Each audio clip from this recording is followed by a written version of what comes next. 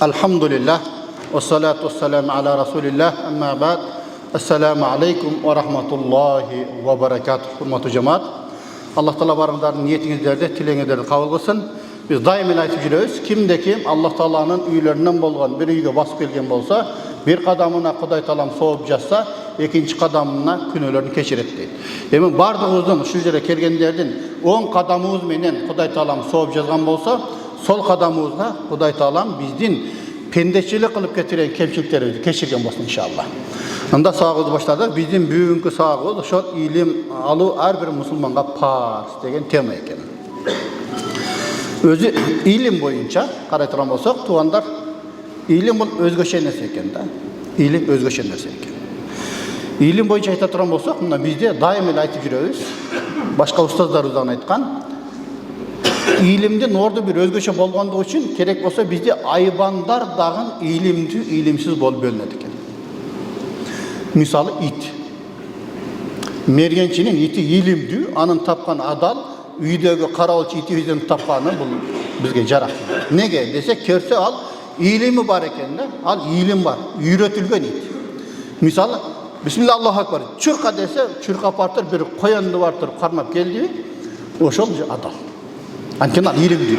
Ал кожоюн өзү бир кесим кесиптир бермейинче ал жебейт экен да. Карасаңыздар, илимдүү да, үйрөтүлгөн да. А биздин үйдөгү болсо эмне? Сенин көзүң унчукпай турат, көзүңдү жак болсо жеп коюшу мүмкүн да, баягынычы. Көрбөйсүздөр. Ошол себептен айбан бөлүнөт экен да, илимдүү, илимсиз болуп туруп. А бизчи сөзсүз түрдө бизде да эмне айырма болот экен. Allah Taala ошол Кур'ан Каримде бизде пайгамбарга эң биринчи түшүргөн аят бул Иқра деген аят түшкөн. Иқра бисми роббикаллази халак. Жараткан Роббуңдун ысымы менен окуу. Демек, биздин ислам динибиз илимдин үстүнө негизделген. Демек, биздин дин, ислам дини бул илимдүүлүктүн дини десек жаңылышпайбыз. Анткени эң биринчи аят эмне болду? Оку деп түшүп атат. Андан кийин дагы башка аятта келет, нун вал қалами ва ма ястурун. Аллах Таала айтат, нун калемге жана калемдин жазгандарына мен ант ичемин дейт. Аллах Таала ант берип атат. Демек, биз илимди алышыбыз керек, анан жазышыбыз керек экен да. Демек, ислам динибиз кандай бир керемет дин туугандар. Илимдин үстүнө негизделген. Илим алышыбыз керек экен да. Илим ошондуктан бизде эмне? Бул парз болуп эсептелет. Пайгамбар хадисинде да келет, талабул илми фаридатун ала кулли муслимин ва муслимат. Илим талап кылуу ар бир мусулманга бул парз деп билет. Эркек, аял айырмасы жок. Анан ушул жерде биз дагы билишибиз керек туугандар. İlim degende bir gana dini bilim emez tuğanlar. Dini bilim emez. Bardık ilim kiret al jerde. Bardık ilimde alı bizge farz. Bizde ilim ikiye bölünөт bilesizler ha. Farz-ı ayn, farz-ı kifaya dep koyuldu. Bul degeni farz-ı ayn degen her bir adam bile turgan ilim. Bile turgan ilim. Misalı namaz, orozo, adal, aram, farz, sünnet, vacip bunları biliş her bir adama farz. Kur'an'da toluk jaktap, Kur'an'ın tafsirini oku, bilip, anan oşonu elge jayıldı, bu farz-ı kifaya dep koyuldu. Bir ayıldan bir ek adam çıksa oşol жетишти. Başkalarının moyunundan sakıp bolat, onlar күнөөгө batpayт. Eğer bir ayıldan bir alım çıkmasa, eldin bari күнөөгө batat. Bir ayıldan bir stomatolog, vrach çıkmasa, eldin bari күнөөгө batat. Körbeyler. Demek, ilim degende bir gana dini bilim emes da bu jerde. Misal bir ayıldan bir agronom çıkmasa, oşol ayıldan bari күнөөгө batat. Körbeyler. Oşol ayıldan bir kirurg çıkmasa, bari күнөөгө batat. Demek, ilim degende oşo büt barını kamtıp bir de şeriatımız boyunca. Keyler olsa oşon tuğrime düşünüyorsak yok, dini bilim deyip yok. Misalı, bu bir tuğanıdı misal katar aytayın. Eğer Medin İnstitut'ta okusanız, Med Akademiyada, niyetinizi tuğra kılıp Allah'ın men uşu ilimdi alayın dagın, özümün elime, cerime, paydam tiysin deyip niyet kılsanız, medresede okuyanlar soğukka jetişesiz inşallah. Niyetke jaraşa. Körbeysiz. Men daim ele aytıp жүрөмүn. Misal ayırsa bunu din joluna түшкөндөн кийин bir otol ele keylerimiz barış emes, keyler fanat bolуп алат да. Жок, men ayalımды ayalga көрсөтүшүм керек. Бул эркек экен, көрсөтпөймүн. Анда ayalımды ayalga көрсөтүш үчүн анда кызыңды окут. Неге қызыңды оқытпайсың? Бардығы жоқ, мен аялымды аялға көрсетішім керек деп өшентіп жүре берсек, қыздарымызды оқытпасағанда, біздің аялдар кім қарайды анда? Арға жоқ еркектерге көрсетеміз. Ошондуктан бізде міне, егер ошон несен қаласақ, біз қыздарымызды оқыталы туғандар. Қыздарымыздан медик шықсын, мысалы, стоматолог шықсын, бар, біздің қыздардан шықсын. Келешекте ошо мұсылман аялдарын қарай тұрған болсын. Сен өзіңе жақсы көрген нәрсені башқаға жақсы көрбесең, сен толық мұсылман болбайсың дейді. Демек, сен өзің аялыңды еркекке көрсеткің келбейді, аялға көрсеткің келеді, анда сен қызыңды оқыт, келешекте сенің қызыңа башқа мұсылман аялдар көрінсін анда. Егер ошончолук, міне ошол нерсени каалай турган болсок. Эми бул жерде ошол илим боюнча Куранда келет. Кул хал яставиллазина я'ламуна валлазина ла я'ламун. Айткын дейт. Илимдүүлөр менен илимсиздер міне тең келеби дейт. Жок. Айырмасы бар. Туурабы? Мисалы бир жерге жумушка бара турган болсоң, сен илимиң барбы? Же болбосо тил билесиңби деп туруп дипломду сурап атпайбы? Элементарный эле бир көрүнүш да. Эгерде мисалы ошол илимди боло турган болсоң, сен ошол жерде иштейсиң, илим жок болсо, анда ошого жараша жумуш издеш керек. Мисалы, карасаңыздар, илим алып туруп 5 жыл, 10 жыл окуп туруп, эгерде бир жерде жумушта иштей турган болсок, анда биз эмне ошого жараша элге пайдабыз тиет, сабакты беребиз, ошого жараша айлыгыбызды алабыз. Эгерде эч нерсени окуп алсак, анда биз эмне же бир жерде көчө шыпырышыбыз керек, же бир жерде эмне ириш жууп, ошого жараша. Себеби иштейин десек бизге талапка жооп бербейбиз. Жумушка албайт. Арга жок, мисалы ириш жууйбуз, же болбосо бир талаада иштешибиз керек. Ошондуктан бул жерде эмне Аллах Куранда эмне деди? Илимдүүлөр менен илимсиздер тең келеби деп туруп эмне суроолуу түрдө кайтарды. Андан кийин бул жерде дагы бир сүрөдө келет. Фa'lam annahu la ilaha illallah wastagfir li dhanbik. Bilgin, albatta Allohdan boshqa hech qanday suyunuga tatыктуу Кудай жок. Sen күнөөлөрүңө истигфар айт, кечирим сурат. Демек, фa'lam билгин деп атат. Демек сен илим алдың деп атат. Илим алып туруп, кайсы күнөө, кайсы сооп экендигин билген дагы катачылыктарга сен не истигфар айт, кечирим сурат деп атат. Демек, Куранда бизди дайыма илимге үгүттөйт экен, илимге чакырат экен, илимдүүлүккө чакырат экен туугандар. Ondan keyingi bir ayette kelет. Yerfa'illahul-lezina amanu minkum vellezina utul ilme darajat. Allah Taala sizlerin arаңарда iman keltirgenlerdi, çındap Allah Taalaga iman keltirgenlerdi, jana o'sha ilimdүүлөрдүн darajasın көтөрөт deydi. Demek bu жерде эмне? İlimin darajası özgöçө eкен. İlimin darajası özgöçө. Ondan keyingi bir ayette aytat. İnnema yahşallaha min ibadihil ulema. Elbette Allah Taala'dan Allah Taala'nı tanıp bilgen alimler korkat deydi. Tanıbasты сыйлабас deydi da. Егерде biz Allah Taala'nı tanıy turgan bolsak, Allah Taala'dan korkabız da biz. Allah Taala'nı tanımagan adam Allah'tan korkpayt. Kudaydan korkmagan adam күнөөдөн да korkpayt. Күнөөдөн да korkpayt. Ошол себептен bir de şeriat aytat, ilimsizler менен көп тартыша бербегин дейт да. Анткени айрыкча şeriat жолунда. Неге десе, анткени алар ilimsizlikten Kudaydı söküp koy bolsun deydi o yerде. İlimi жок да. Kudaydan korkpayt. Aga baribir da. Эми бул жерде ошол илим жөнүндө айтылган кээ акылман сөздөргө токтололу иншалла. Мисалы илим жөнүндө бир сөз бар экен. Илим айылсаң дейт, эгерде сен илим алсаң, пайда бербесе дагы сага зыян тийгизбейт дейт. Көрбөйсүң, илим ала бериш керек экен да. Сага пайдаң тийбесе дагы жок дегенде зыянын тийгизбейт дейт да ошол илимчи. İlim alıp ziyanга uçurgan adamды көргөн эмеспиз да, туурабы? Бар бир пайдасы тиет. Бир жерде болбосо, бир жерде пайдасы тиет экен. Мисалы, жана мен интернеттен да бир көрүп калдым. Бир профессор окумуштуу бар экен, эми бир мектепке комиссия болосун деп жөнөтүптүр да. Анан ошол жерде көчөдө баратса, машинеси бузулуп калыптыр. Баягы кишининче. Машинеси бузулуп калган экен, анан эмне кылышын билбей турса, bir bala ötüp baratып, kızıp sürep alır. Ne? Aksakal ne? Belki maşineniz bozulup kaldı. Dese o maşine bozulup kaldı. Açıkçasanız ele men bilem onu. Oңайлы olsa gerek oldu. Men karap verem, mınday bolsa gerek deptir. Ana makul bolam, karap ver dese karap turdağın bayakını oңdap ver koyuptur. Sen kayaktan bilesin dese men daima atam usta, atamın canında жүрүp, uşulardı үйрөнүп алганмын. Бул оңайлы, бул деп туруп оңдап берип коюптур. Анан баягы ой келиптир да. Бул мектептин окуучусу болсо, мектепке бара турган кезде бул көчөдө эмне кылып жүрөт? Götürüp balam sen mektepke barбай ne kılıp жүрөсүң dese, bugün bizdin mektepke komissiya keliş gerek eken, anan men sabaklardan начар окуймун. Oşoga mugallimimiz sen bizi pazar kılasın, bugün sabaka kelbe dep aytkan bolчу, oşoga vaqt ötkөрөм деп көчөдө жүрөm дейт экен. Көрсө, ошол комиссия экен да, ошонун машинасы бузулуп калган экен да. Көрбөйсүздөр. Анан ошол текшерип келген комиссиянын машинасына оңдоп берип коюптур да. Жанакы эжекеси уяланып пазар кыласың келбе деген бала. Көрбөйсүздөр. Ошондуктан биз балдарыбызга дагы өзү каалаган илимди алып беришибиз керек экен да, мажбурлай бербешибиз керек. Кайсы илимге кызыгат, кайсы жактан шыгы бар, ошо шыгына жараша биз не балдарга бир шарт түзүп беришибиз керек экен, шанс беришибиз керек экен да. Ошондо балдарыбыз дагы не ошого аракет кылат. Ошол себептен не деп атат? Илим алсаң, пайда бербесе дагы зыян тийгизбейт сага дейт. Илимдин зыян тийбейт. Эми үч нерсе адамга урмат сый алып келет дейт. Биринчиси илим, экинчиси адеп ахлак, үчүнчүсү жакшы кулк мүнөз, элдер менен болгон мамиле. Үч нерсе адамга не урмат сый алып келет дейт.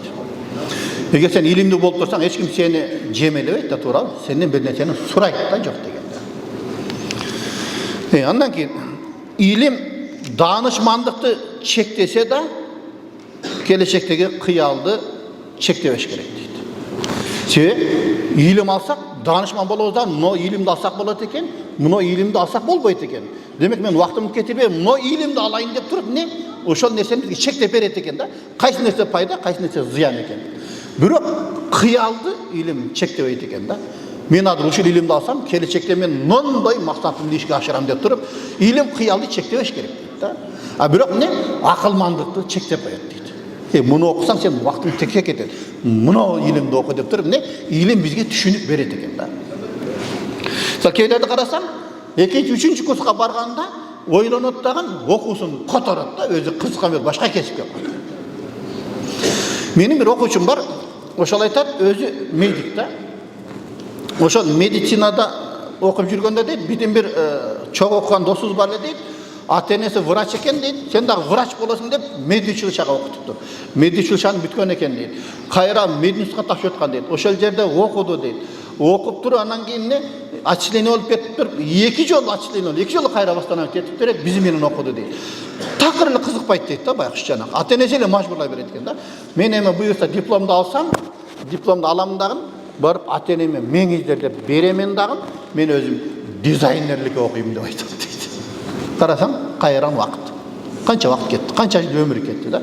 Ошол себептен илим жаатына келгенде, илим жолунда биз ошол балдарыбызды кайсыл жакка кызыкса, кайсыл жакта шыгы болсо, ошол жакка окуталы, ошол жактан илим алууга шарт түзүп берели туугандар. Илим боюнча ошол. Демек, илим даанышмандыкты чектесе дагы кыялды чектебеш керек. Эми бардык идиштер толот экен да бул жашоодо. Идиштер чакага суу куйсаң толот, ашып кетет. Бирок илимдин идиши эч качан толбойт дейт. Илимди ала берет экенсиң, адамдагы илимге арналган идиш толбойт экен да. Канча илим болсо толо берет. Мисалы карасаң, 20 тилди эркин сүйлөгөн адамдар бар экенде, карап көрсөң. 20 тилди эркин сүйлөп үйрөнгөн адамдар бар. Анткени бул илимге кызыкты, бул илимдин идиши толбойт экен туугандар.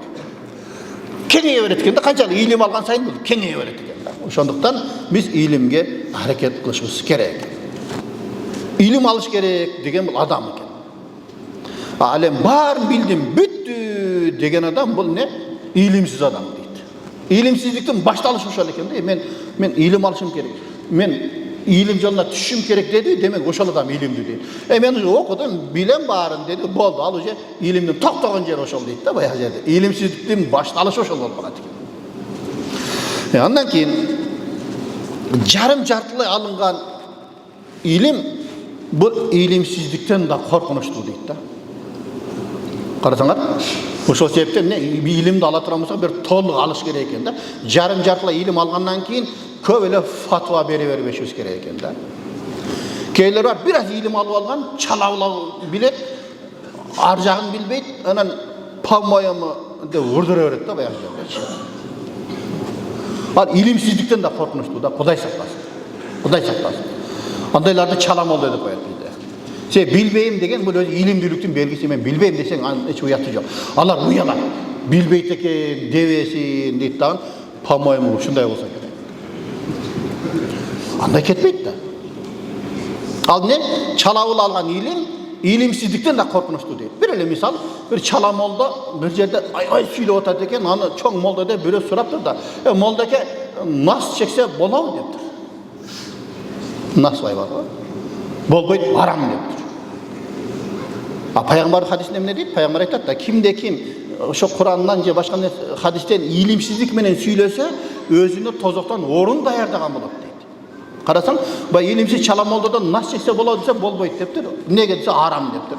Не Куранда барбы десе бар деп коет дейт. Курандын каеринде бар экен десе, кулазу бираббин нас, маликин нас, илахин нас үч жерде харам деп болбойт. Астагфирулла. Карасаң, ал нас деген элдер деген сөз ал Куранда. Rabbin nas ellerinin Rabbusu, ilahin nas ellerinin Kudayı, malikin nas ellerinin padişahı. Nas degen bu elder degen söz. Anı okşuştur vurdurup koyup da momentalde özüne tozaktan orundayında olatat da. Görbeysizler. Oşo sebepten ne deyip?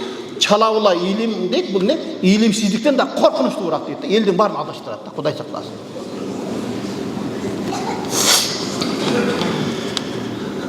İlimin bu senin kapitalın deyip. En çok baylığın deyip. Hale ilimsizlik senin düşmanın deyip. Karasanızlar. Azırkı söz menen misal janakı molda ne? Özüne düşman da. Düşman özüne tozuktan orundaydı oldu da beyaz yerde. İlimsizliği menen. Görüyorsunuz. İlimlilik senin baylığın, kapitalın deyip. İlimsizlik senin düşmanın deyip. Yemi ilimlilik'e, danışmanlığa jetüğünün birden bir yolu bu ne?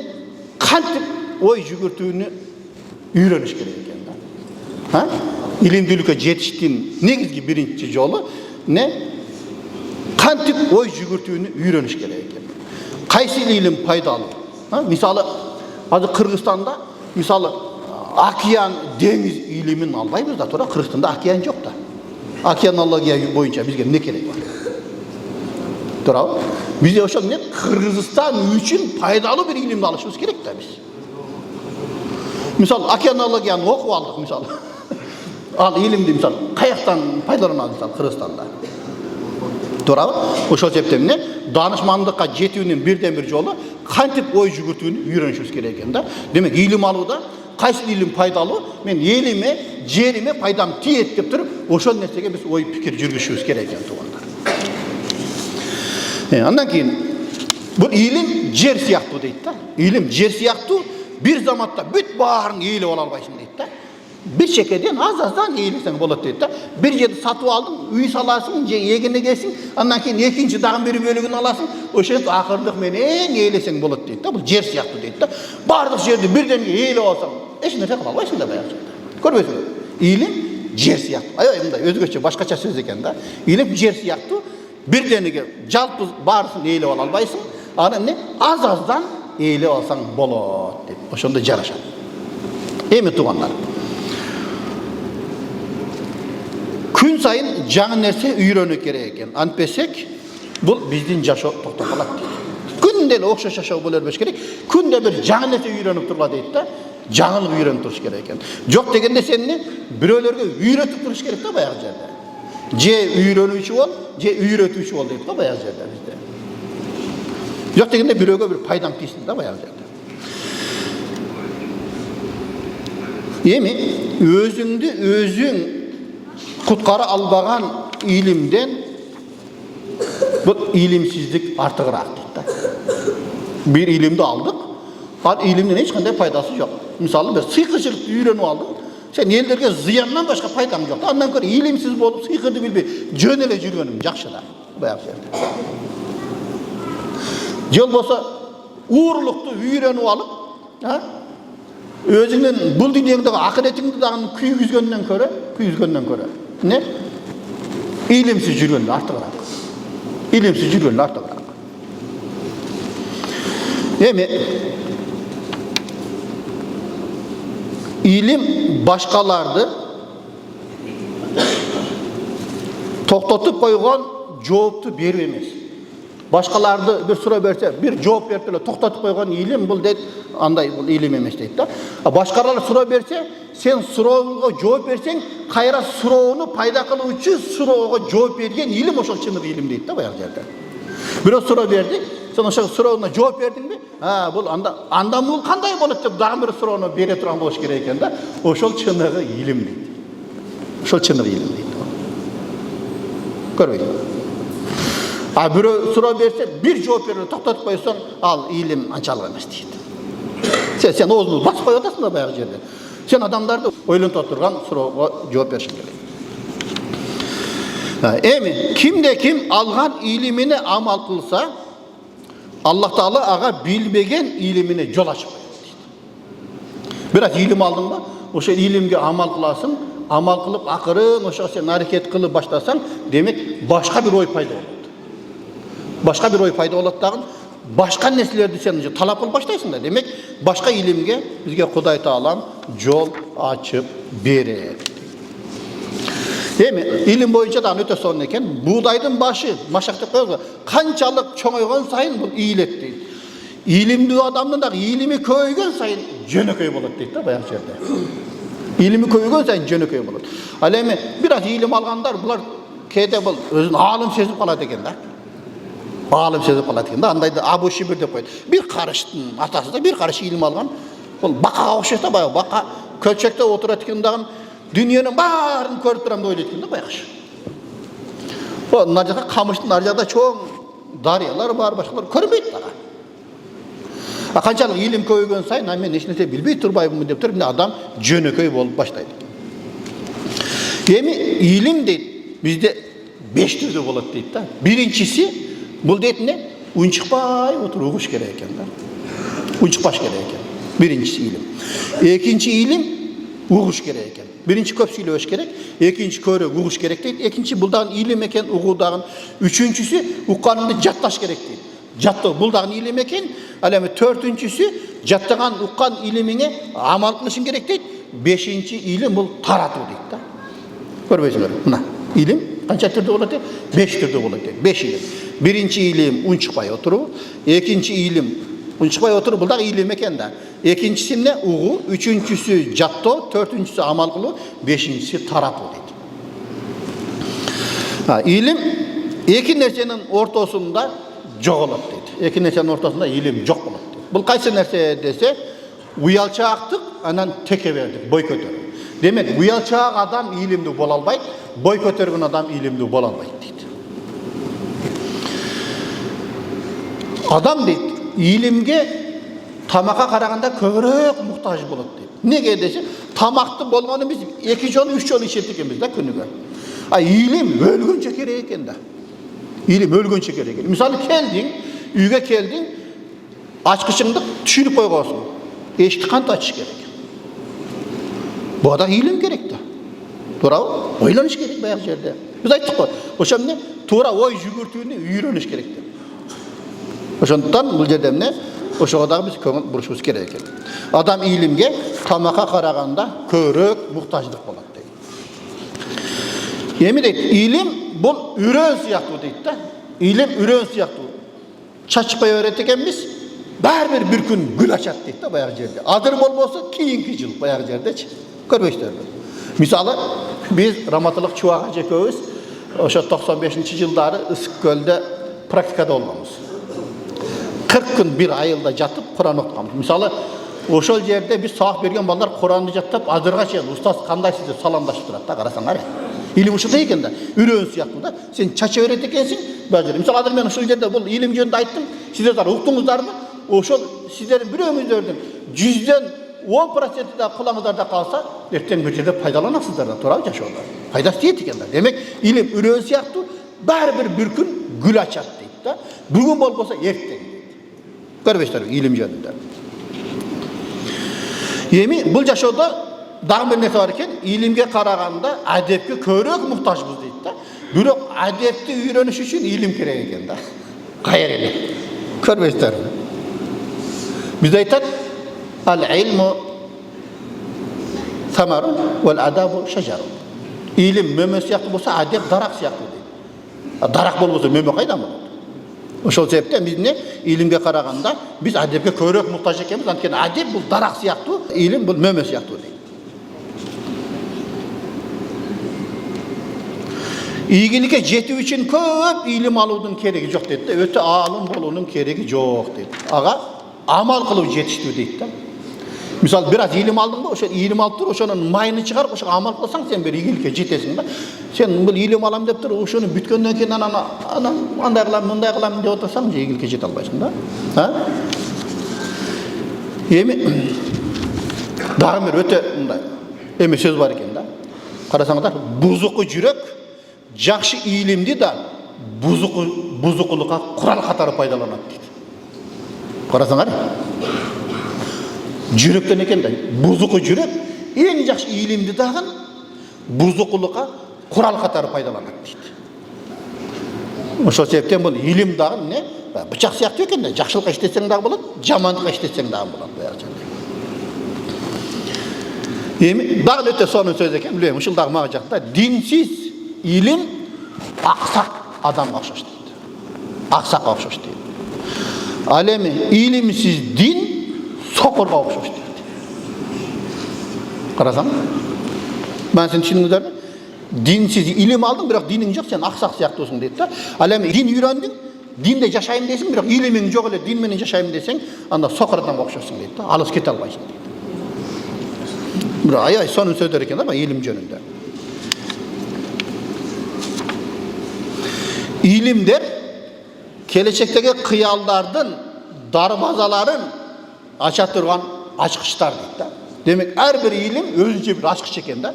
Gelecekteki kıyallardın darvazalarin oşol ne ilim menen biz açat ekeniz. Darvazalar. Oşondan tuğanlar biz gelecekteki baldarыбыздын oşo kандай kıyal var, kандай darvazalar var. Oşolorun açkıçın biz jol көрсөтүшүбүз керек да. Bolam muno kıyalың bolsa, muno ilimdi alsаң, uşu menen jana darbazaңды жеңилирээк, оңоюраак ачасың деп туруп, ошо балдарга биз шанс түзүп беришибиз керек тугандар. Эми илим деген бул акыйкатты жасабайт экен да. Просто эмне? Акыйкатты бизге эмне ачыктап гана берет экен да. Илимдин максаты ошол дейт. Акыйкатты бизге жасап бербейт, акыйкатты эмне жолун көрсөтүп, ошону бизге ачыктап берет дейт. Эми илимдин апааты түшүнүк дейт. Түшүнүк. Демек, илимди алгандан кийин биз түшүнүшүбүз керек экен да. Түшүнбөгөн илим бул апаат дейт да баягы жерде. Апаат. Ошол спец боюнча сен иштей албайсың, иштесең дагы ашмалтайын чыгарасың да баарысына. Ошондуктан не? Илимдин апааты бул түшүнүк. Жакшы түшүнсөң бул ийгилик алып келет, түшүнбөсөң ошол илим сага эмне? Апаат. Анткени сен илимди деп билет да элдер, туурабы? Илимди сенден сурайт. Сен түшүнбөдүңбү? Туура эмес айтасыңбы? Демек бул апаат дейт да. Адамдын апааты дагы түшүнүк дейт да. Түшүнбөсөң sen ne? Ellerdi adaştırasın. Ellerge senin ziyanın diye. Paydan yok da. Bu düşünüp en negizgi nerede eken. Yemi adam iştep çarçasa dağı ilimden çarçavayt deyip. Kanca iş kılsa da adam çarçavayt eken, çarçayt eken, bırak ilimden çarçavayt eken. Misal kevleri karasın, ilimge kızıksan tünümünü luhtavaya koyuveresin de tuğra bir nefes kızıksan. Tünümünü oşonu okup ilimden çarçavayt eken adam. İlim şunday bir nerse eken. Emin bilgeningdi elge үйрөт, bilbegeningdi elden үйрөн deydi. Oşonda ilimingdi bekemdep, bilgeningdi үйрөнөсүң, bilbegeningdi үйрөнөсүң deydi. Mına tuğanda. Emin oşon nersege biz jakşıraak biz hareket kılışыбыз керек eкен. Emin sözün akırında da ayta turan nerse, atenesi jok adam jetim emes, ilimsiz adam jetim deydi. Görüyorsunuz. Atenesi jok adam jetim emes, ilimsiz adam jetim. Ateneң жоқ болса дагы илимдүү болсоң өзүңдүн жаныңды багып кете берет экенсиң да. Илимиң жоқ болса мына чыныгы жетимсиң дейт да. Эч жерде иштей албайсың, өзүңдүн жаныңды албайсың.